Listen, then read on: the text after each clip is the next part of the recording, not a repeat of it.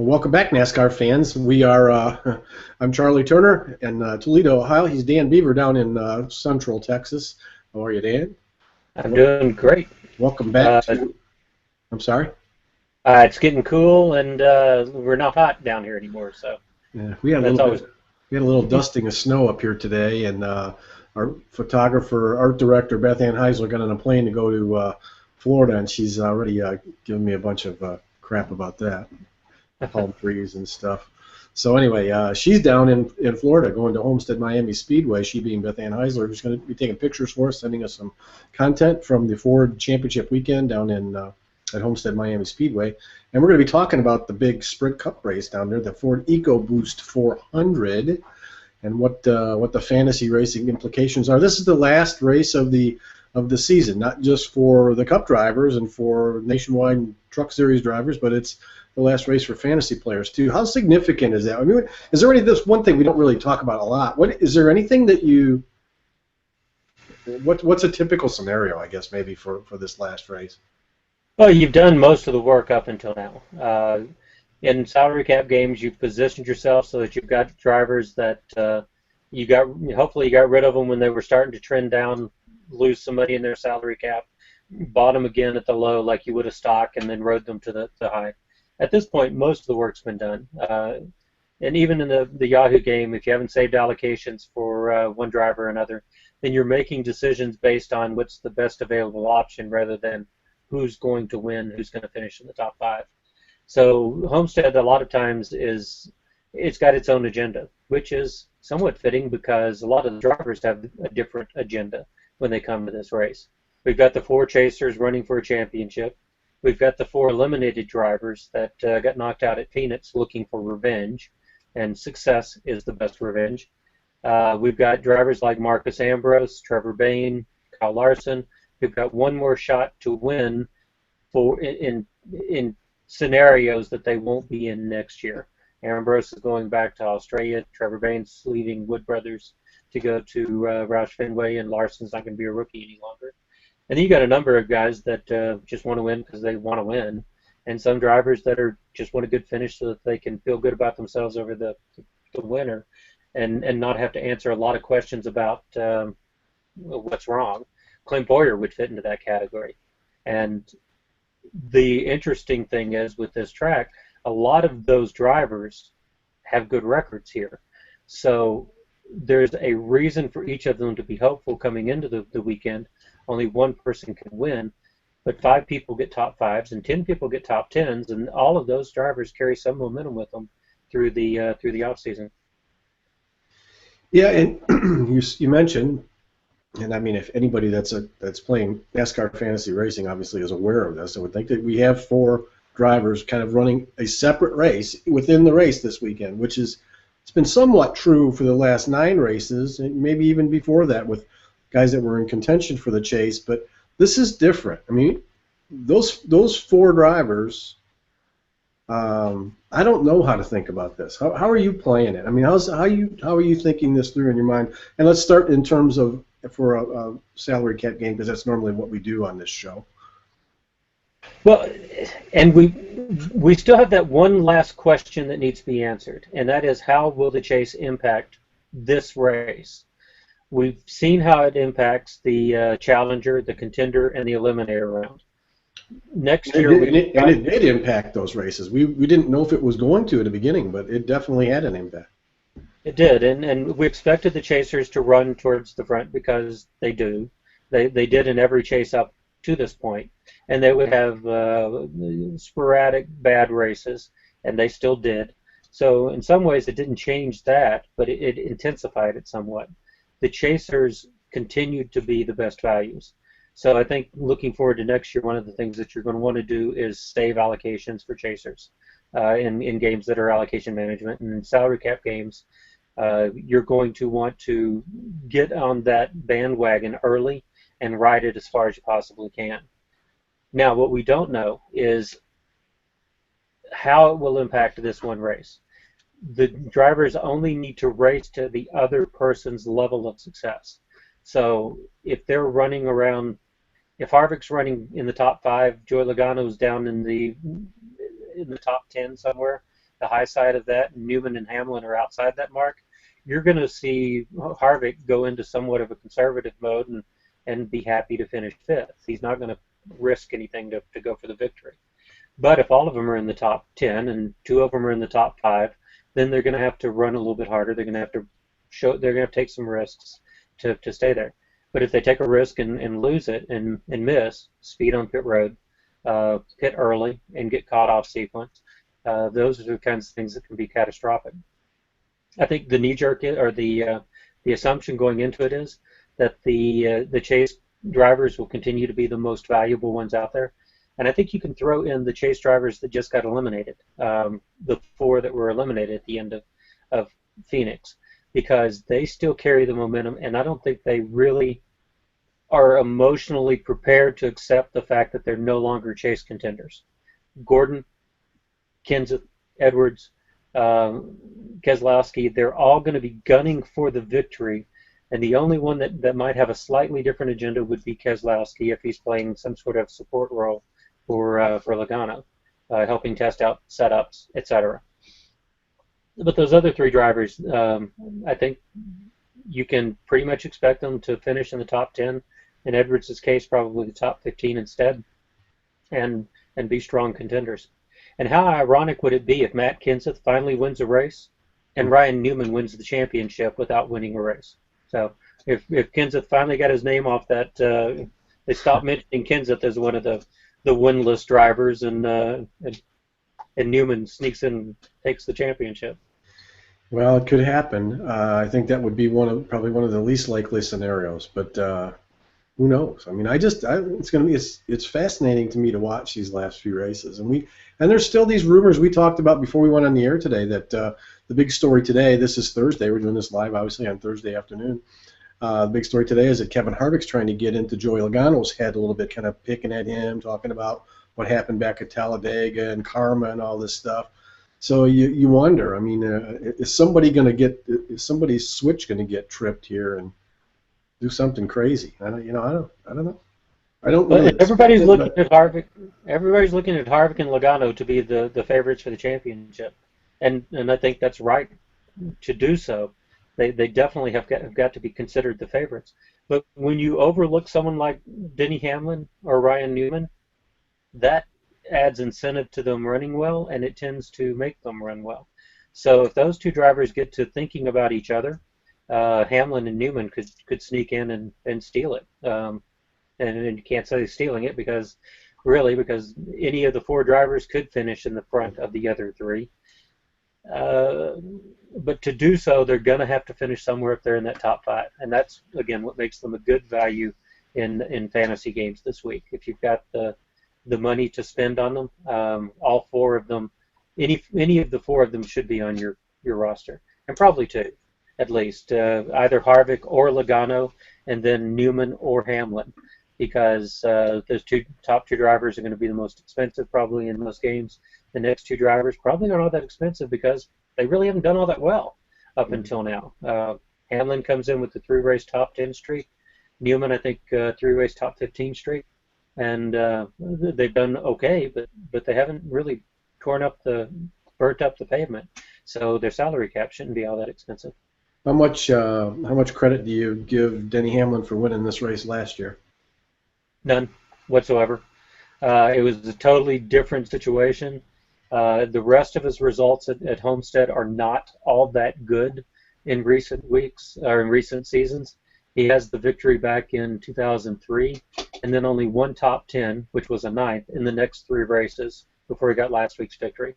So last week's victory, I think, stands alone. I don't think you can count it one way or the other.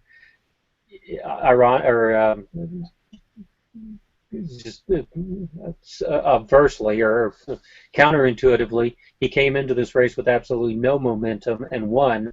And now that he's got a little bit of momentum on his side, I don't think he's going to win. So he just hasn't shown any kind of strength, that kind of strength that says he can win at will. And I think that's what you need. And the Toyotas have been kind of the also-ran make all year at most tracks. They just missing something power-wise or something in the handling package. I don't know what it is exactly. I suspect it's I suspect it's an engine thing, but they've been that, I don't know, half a bubble off, it seems like, all year. Although Yeah. they have won a few races, but nothing like they have in the past. So yeah, I would think that you got it. I think, well, you're the expert, but I would go with you on Harvick and Logano. They've been two of the class of the field all year long. So I Hmm. don't think that's going to end unless they wreck each other. So in a salary cap game, is there anybody that's a bargain this week that's showing up? Do we have is Ty Dillon going to be there this week? Anything like that? Ty Dillon's not, but Brian Scott's back in at number 33, so it'll get the full support of Richard Childress this week. Scott's best unrestricted intermediates or best unrestricted finish was the 25th at Charlotte last year. So that's about the range he could finish in, somewhere in that mid 20s, high 20s, low 30s range, which made Ty Dillon a decent value last week. Trevor Bayne, it's hard to put a lot of money, spend a lot of money to get him, but if he's priced right, you probably could get away with putting him on your roster. The car should be strong, the driver should be strong. I doubt they will quit early, even if they sustain some damage. Bain has 3 starts here, 2 of which were in the mid 20s, so he's in that same range where that's probably about where he'll finish. Probably would have finished in that same range last year if it hadn't been for a blown engine. Um, JJ Yaley in the 83, I think probably still is another decent value. The team has been undervalued all year because of having the rookie behind the wheel that reportedly couldn't communicate very well. So now that they've gone a few more races, they should be getting a little bit better. We didn't see all that much out of them in the last couple of weeks, but if they qualify badly and if they qualify poorly and you're in a league that offers place differential points, then they could be a good selection for that reason. All right.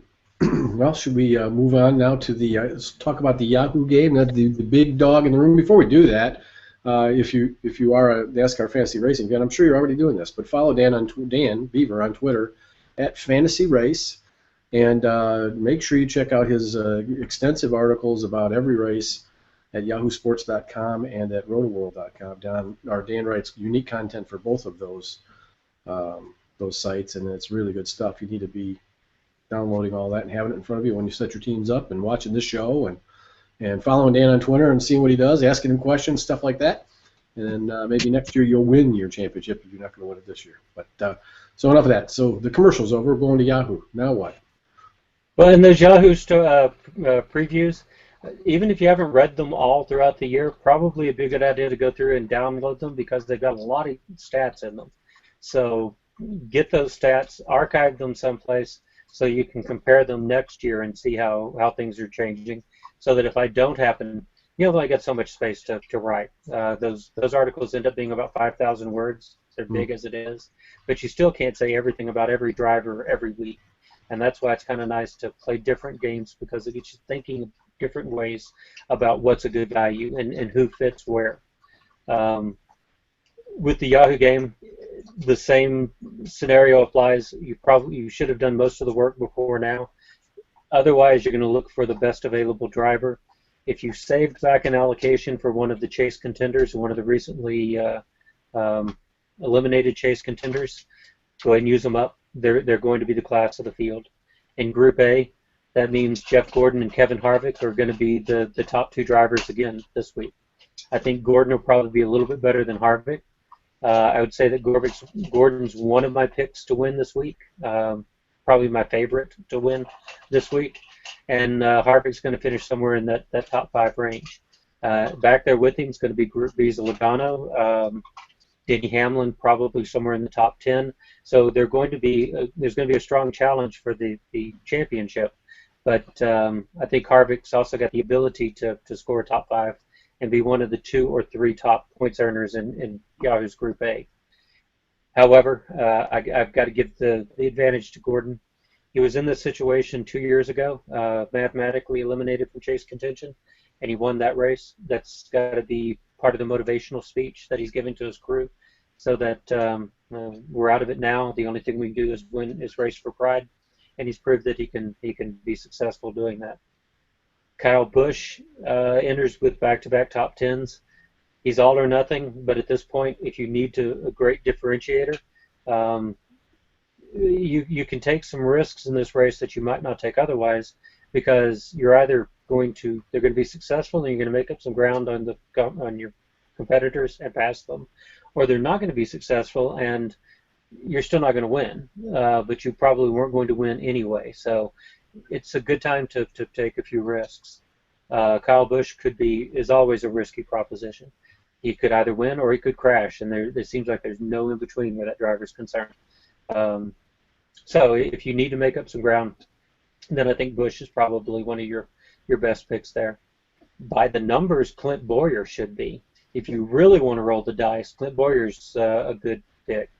In 10 starts, I think it is. No, in 8 starts.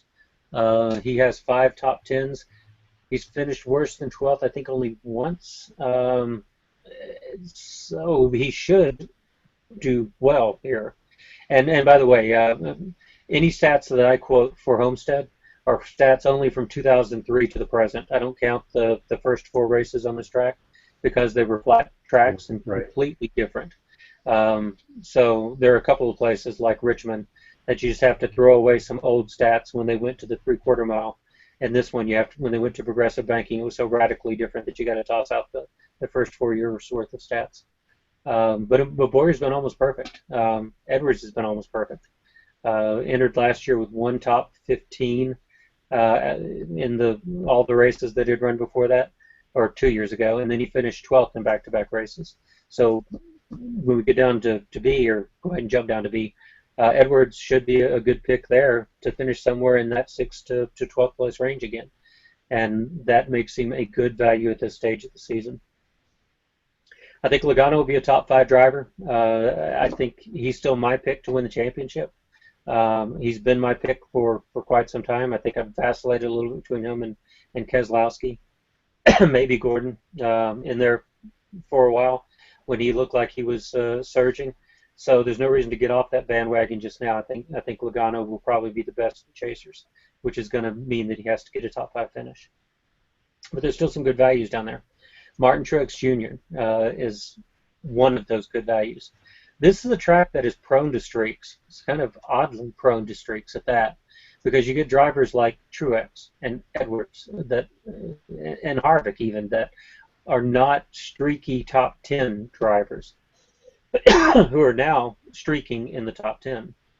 Martin Truex, he finished 32nd in a pre-rookie warm-up back in 2004, but since joining the series full-time in 2006, he's never finished worse than 11th, and he's only finished outside the top 10 one time.